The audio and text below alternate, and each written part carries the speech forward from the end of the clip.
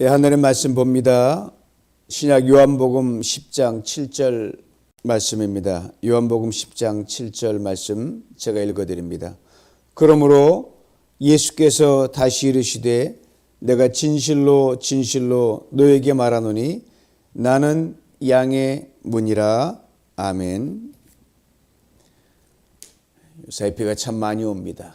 오늘 하루 종일 비가 오는 것 같은데 이 비 내리는 그 비 속에서 하나님의 은혜가 여러분 가정과 있는 모든 곳에서 넘쳐나기를 간절히 소망합니다. 여러분 신년 하루하루 지나가는데 신년 될 때마다 모든 사람들의 입에 자주 오르는 그런 말들이 있죠. 작심삼일이 바로 그것입니다. 작심을 했는데 3일밖에 못 간다는 말이죠. 그러면 그 작심한 걸 끝까지 지키려면 어떻게 하느냐, 이런 우스갯소리가 있지 않습니까? 그 제 3일마다 한 번씩 4일째 된 날 또 작심하면 된다. 그래서 새롭게 마음먹음을 되풀이하면 그것이 이어지지 않겠나라는 말이 있습니다. 뭐 일리가 있는 것 같아요. 예수를 깊이 생각하라, 이런 주제로 시작한 신년 특별 새벽 예배, 오늘로 만 3일째를 맞이합니다. 근데 바쁜 현대인들의 경우를 보면 이 작심삼일도 대단할 때가 있어요. 여러분 사실 우리가 보면 아침에 내가 이렇게 해야지 결심했다가 이 점심때까지 또 못 갈 때가 있는 게 우리의 이 연약함 아닙니까? 뭐 본의 아니게 그렇게 깨질 때가 있고 깜빡해질 때가 있단 말입니다. 그러므로 예수를 깊이 생각하라, 이런 주제로 여러분 화, 수, 목 오늘까지 여러분 이 잠에서 깨서 이 스크린 앞에 서 있는 것, 이거 대단합니다.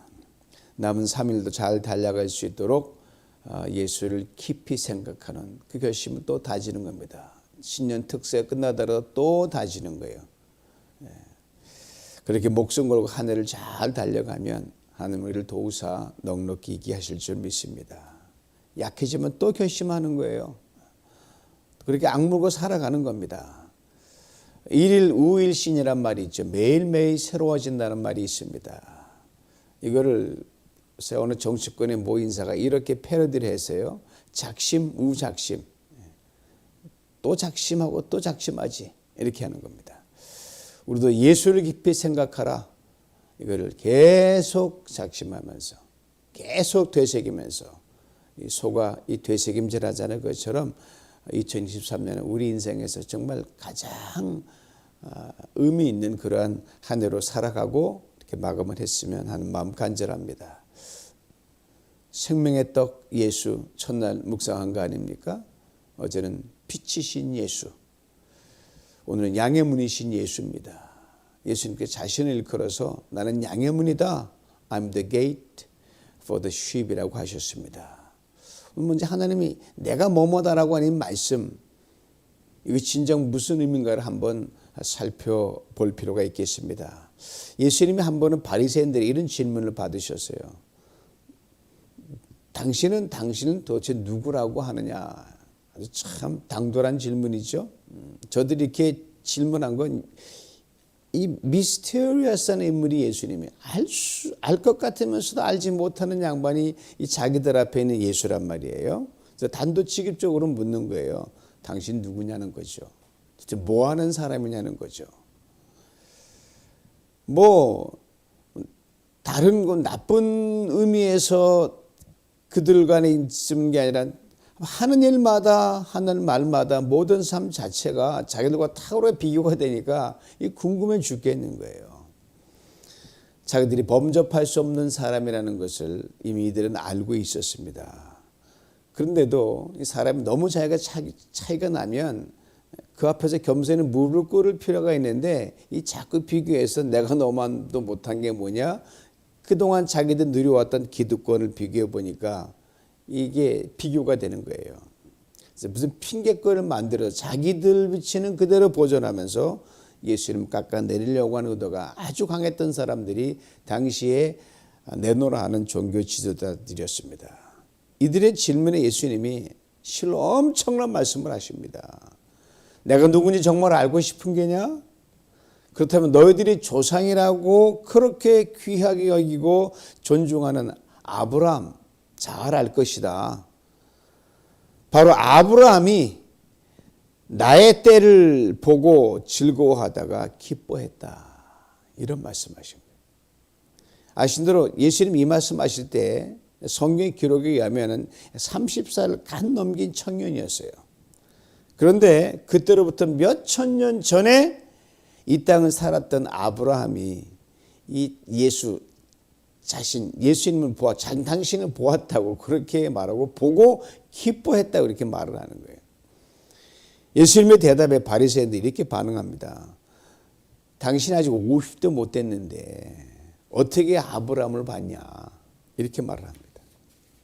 예수님 나이에 대해 우리는 성경에 33년이 사셨다고 되어 있고 그와 좀 차이를 보이는 대목인데 두 가지로 설명할 수가 있어요. 하나는 30대이신 예수님께서 너무 고생을 많이 하셔가지고 50대로 보일 만큼 외모가 많이 늙었다. 여러분 햇살이 굉장히 장렬했기 때문에 햇살이 많이 비치면 우리 운전하지만 햇살이 많이 들어오는 왼쪽에는 이쪽 피부가 더 노화가 되는 게 나왔거든요. 그래서 예수님 그 일리가 있어요. 인자로 사시는 동안 힘들고 환경적으로도 힘들고 상황도 힘들었기 때문에 그만큼 늙어 보였다는 걸 말할 수 있습니다. 다른 하나는 실제로 그 연세였을지도 모르겠다라고 하는 여러분 침묵이라는 그 소설을 쓴 일본 유명한 작가 엔도 슈샤코가 예수님 공생에 이걸 근거로 해서 적어도 공생을 시작한 나이가 40대 후반이다 그렇게 추측한 것도 있습니다. 하여튼 예수님 말씀하시는 그 정도의 포스가 나오려고 하면은 연륜이 있어야지 너무 젊지 않냐 그 말이에요. 하여튼 30이 됐든 50이든 간에 바리새인들이 말하는 의도는 뭐였느냐. 네 나이가 얼마가 되었든 30이든 50이든 좋다. 100살이든 어쨌든 수천 년 전 아브라함과 비교할 수 없다. 말이 안 된다. 200년을 살아도 범접할 수 없다. 형편없는 나이 가지고 어떻게 우리 조상 아브라함을 들먹거리냐 이 말이에요. 예수님 향한 조롱이고 비아냥거림이었죠. 바로 저들에게 주님께서 참으로 귀하고 귀한 말씀해 주셨습니다. 요한복음 8장 58절이에요. 진실로 너에게 이르노니 아브라함이 나기 전부터 내가 있느니라. Before Abraham was born, I am 이렇게 말씀하셨어요. 아브라함이 과거 인물이니까 was born 맞아요. 예수님께서 아브라함이 태어나기 전에 먼저 줬다면 예수님도 그 과거로 쓰시면 되는데 그래도 이들이 어떻게 이게 상상이 안 가잖아요. 시간적으로 이미 워낙 오래됐기 때문에 예수님이 나도 그 전에 태어났었다라고 하신 게 아니고 내가 그때 그냥 있고 지금도 있다. 현재형으로 말씀하셨어요. 육신으로 이 땅에 태어난 것은 맞지만 나는 늘 있는 하나님이다. 영원히 존재하는 하나님이다. 이걸 이들에게 말씀하신 겁니다. 오랜 세월이 흘러 예수를 믿고 부활을 믿고 그런 우리도 때로는 예수를 다 알지 못하는데 그들에게는 이게 정말 이게 이해가 안 되는 말씀이었을 거예요. 이 말씀의 원조는 이 구약 성경 출애굽기로 가볼 수 있습니다. 아시잖아요. 모세가 80의 부르심을 받아 출애굽에 대해 역사를 이루지 않습니까? 그때 모세가 하나님께 이렇게 말을 합니다. 하나님, 제가 이렇게 늙은 나이에 애굽으로 돌아간다고 하자고요. 저를 리더로 삼으셨는데 그들이 도대체 너를 보내는 하나님 누구냐라고 제게 묻는다고 하면 제가 뭐라고 대답을 합니까? 라고 아브라함이 하나님께 묻습니다. 설명을 잘 해야 저를 따를 건 아닙니까? 그때 하나님께서 이렇게 나를 설명하라고 하신 말씀이 있습니다. 나는 스스로 있는 자다. I am that I am. 그때 I am, 스스로 있는 자라고 하나님 말씀하신 그 말씀을 예수님이 가져오셔서 내가 바로 그 하나님이다. 내가 바로 그 하나님과 동일하다. 그러므로 예수님께서 내가 생명의 떡이다. 내가 빛이다. 양의 문이라고 하신 것은요. 이게 전에 그랬다는 게 아니고 지금만 그런 게 아니고 앞으로 그럴 것이가 아니라 시간 관계없이 영원토록 어제나 오늘이나 동일하게 살아계신 하나님을 선포하신 것입니다. 그리고 나는 생명의 떡이다, 나는 세상의 빛이라는 주님의 말씀은 사람의 말이 아니라는 거예요. 그러기에 그 말씀 자체에 능력이 있고 약속이 있습니다. 그러기에 예수님의 말씀을 그대로 믿음으로 받는 것이 굉장히 중요합니다. 아주 짧은 말씀이지만 그대로 리핏하면, 내가 리핏하는 게 아니라 주님의 말씀을 받아서 믿음으로 고백하기 때문에 입으로 시인하는 겁니다. 그 입의 말이 우리를 얽어매는 거예요. 그럴 때 그 말씀은 능력과 약속이 그대로 우리 삶에 이루어지고 우리를 주도해 나가고 우리를 이끌어 나갈 수 있다는 이것을 잊지 말아야 됩니다. 그 믿음 완전하지 못하죠. 불안하죠. 그러나 그 말씀하신 분이 하나님이시기에, 주님이시기에 그 선포하는 주님이 우리를 이끌어 나가신다는 말씀입니다. 우리 한번 그에 선포해 보실 게 있는 자리에서 생명의 떡이신 예수, 빛이신 예수, 오늘은 양의 문이신 예수입니다. 예수는 왜 자신을 양의 문이라고 하셨을까요? 이스라엘 사람들 양을 치는 두 가지 방법이 있어요. 하나는 목자의 집 가까이에 우리를 쳐놓고 거기에 가두고 양을 치는 방법이 있습니다. 우리나라 시골에 소나 돼지나 이런 어떤 가축들을 키우는 걸 연상하시면 됩니다. 이렇게 양이 우리를 목자 가까이 놓고 아침에 양들을 몰고 들러 갔다가 다시 저녁에 와서 그 우리에 집어넣습니다. 그럼 밤중에 사자나 이리가 와도 안전하도록 문을 튼튼히 잠궈 두었다가 다음날 아침 문을 열고 또 양들을 내보냅니다.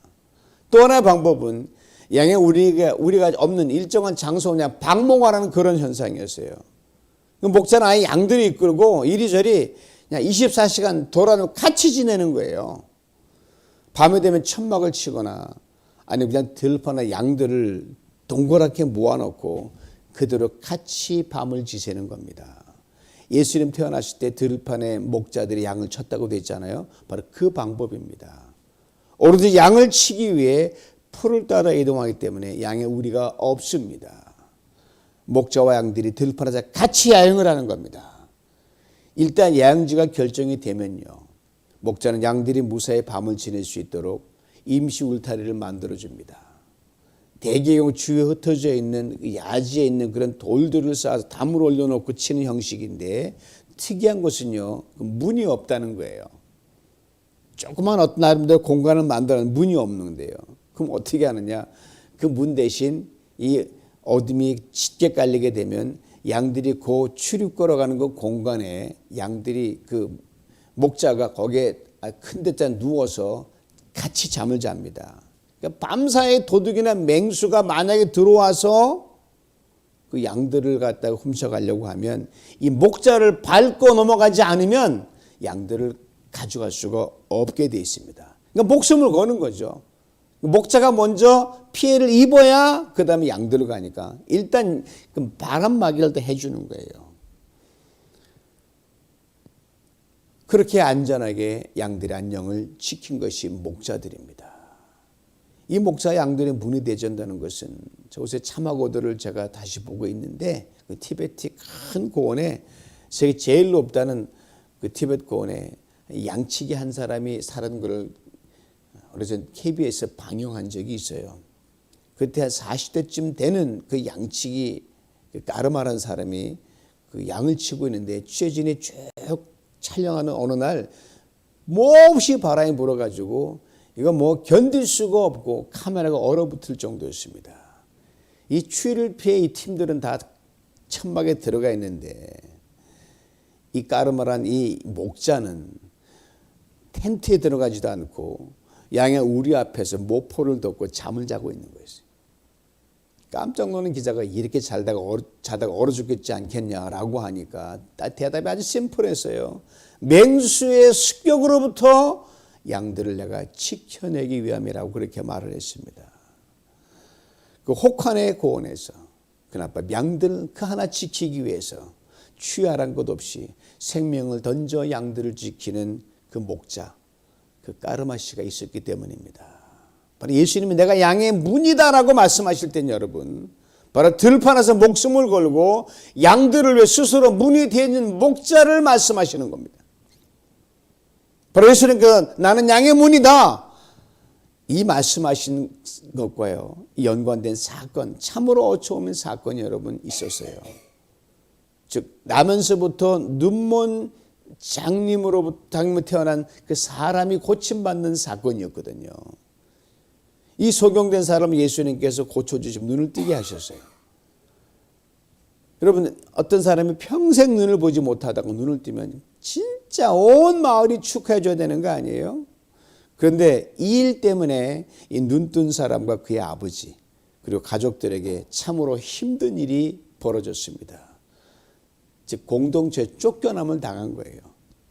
요즘 말은 교회에서 쫓겨난 거예요. 이 소식을 들은 예수님은 너무너무 마음이 아파하셨어요. 그리고 유대인 회당에 쫓겨난 눈을 뜬 사람이 예수님을 다시 찾아온 거예요. 찾아온 주에게 주님께 이렇게 말씀하십니다. 내가 인자를 믿느냐? 지금 자신을 고쳐준 그 예수님이 말씀하시는 거예요.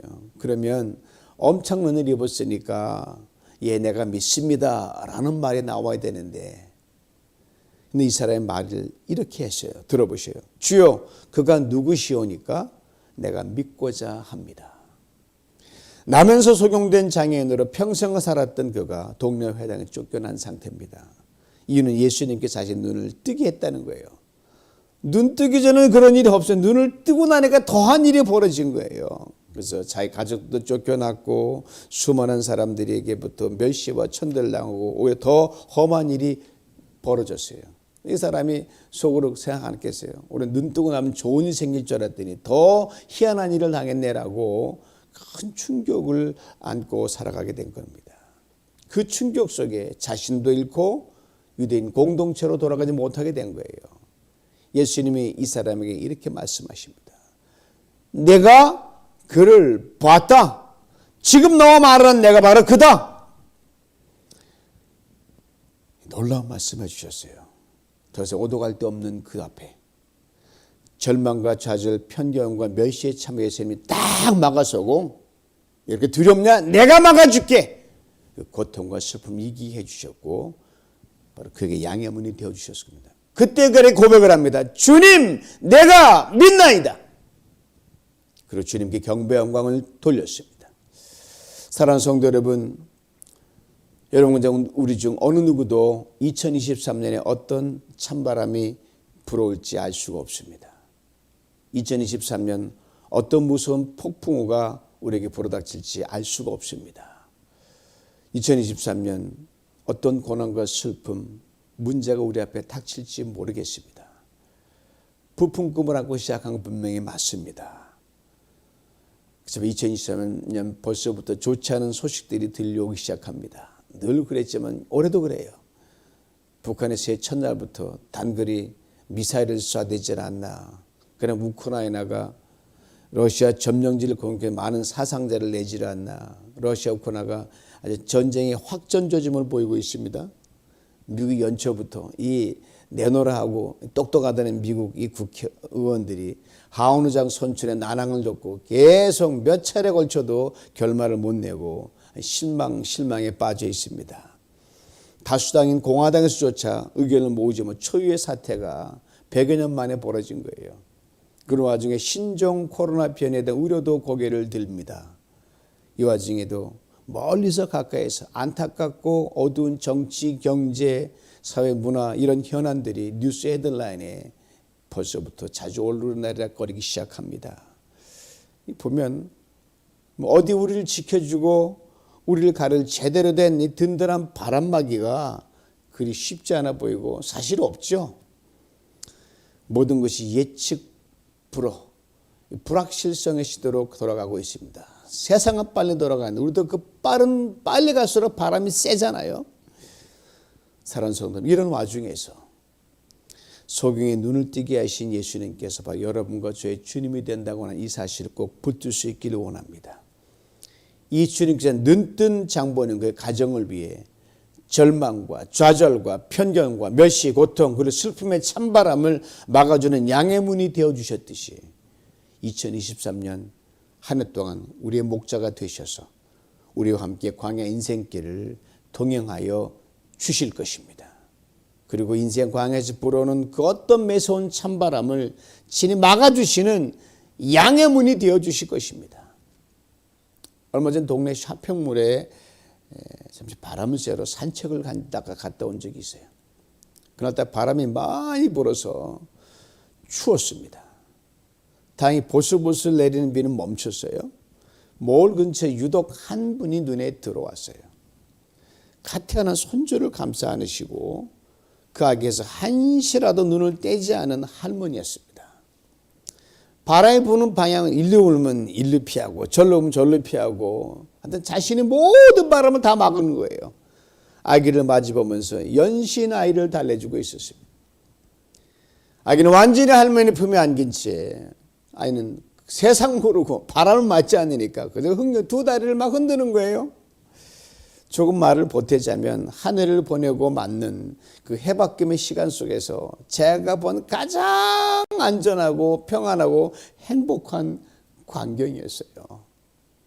그 할머니 품에 안겨가지고 그렇게 편안하게 있는 그 아이를 보면서 시편 한 구절이 떠오른 거 아닙니까? 131편 한 구절이에요.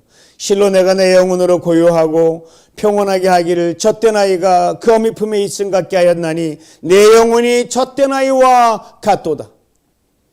여러분, 할머니 엄마 품에 안겼다고 아이가 바람에 불지 않는 것이 아닙니다. 불어요. 할머니 엄마 품에 안겼다고 어려운 상황이 일어나지 않는 것이 아닙니다. 벌어집니다. 크고 작은 일이 일어난다는 말이에요. 그러나 아이의 경우 할머니와 어머니가 철저하게 바람을 막아주는 문이 되기 때문에 아이는 태평할 수가 있는 겁니다. 바람이 안 부는 게 중요한 게 아니라 불어도 막아주면 되는 거 아닙니까?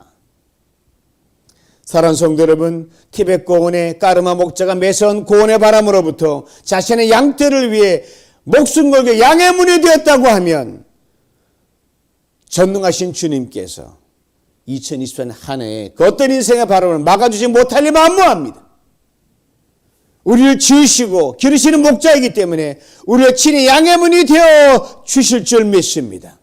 사랑하는 성도 여러분, 쇼핑몰에 보는 차가운 겨울바람이 세차게 불 때 할머니가 온몸으로 바람을 막아서 아이를 위한 바람막이가 되어줄 수 있다고 한다면 영원하신 주님께서 2024년 한 해 동안 우리 인생의 문이 되셔서 우리와 함께 하시고 그 어떤 모주 강하고 차가운 바람을 막아주지 못할 리 없으십니다. 이 땅에서 영원까지 삶의 과정에 그리하실 줄 믿습니다. 이 주님께서 이 새벽에 여러분 한 분 한 분에게 지금 말씀하십니다. 내가 문이니 누구니 나로 말미암아 들어가면 구원을 받고 또는 들어가며 나오며 꼴을 얻으리라. 여러분 각자의 삶에 보이든 보이지 않는 문을 들락날락 걸 것입니다. 아침에는 집 문을 나갈 것이고 직장에 나가면 직장 문을 열고 나갈 것이고 사업장이면 사업장 문을 열고 나갈 것이고 관계에 가면 관계문을 열고 나갈 것이고 어떤 문을 들어가더라도 무슨 일을 보자 들어가지 마십시오. 주님이 여러분에게 시마다 때마다 양의 문이 되어주시기 때문입니다. 어떤 해함도 어떤 두려움도 주님이 바람막에 주님을 먼저 거치지 않으면 여러분을 덮치지 못함으로 얼마나 든든합니까? 이 주님이 우리를 왜 채찍에 맞음으로 남을 우리가 입는 눈으로 덧입혀 주실 것이고 사망의 주님께서 우리의 마귀가 되어주시기 때문에 그 양의 문 안에서 올 한 해도 여러분 넉넉함으로 승리할 수 있기를 간절히 원합니다. 모쪼록 2023년 한 해 양문이신 대신 주님과 동행하면서 우리가 뭘 하든지 어디를 가든지 주님 주시는 풍성한 꼴을 먹으며 주님 주신 평강을 다 받아 누리시길 주님의 이름으로 축원합니다. 하느님 아버지 감사합니다. 양의 문이 되신 하나님 감사합니다. 벌써부터 세상 곳곳에서 매서운 바람들이 불어옵니다. 바다의 찬바람입니다. 경제의 찬바람입니다. 삶의 찬바람입니다. 인간이 몰고 오는 찬바람입니다. 하나님 그 바람, 주님이 바람막에 우리를 막아주시니 하나님 바람을 두려워하지 않게 하여 주시옵소서. 그 어떤 두려움 두려워하지 않게 만들어 주님을 바라보며 넉넉히 바람과 함께 어떠나 광풍에 나가며 주님 주시는 꼴을 풍성히 먹는 이 하나 되게 만들어 주시옵소서. 직장에도 그리하게 하시고 가정에도 그리하시고 사업에도 그리하시고 관계에도 그리하시고 하는 모든 일에 양해물에 되는 주님의 은총을 시바다 때마다 누리게 하여 주시옵소서. 예수님의 이름으로 기도하옵나이다. 아멘.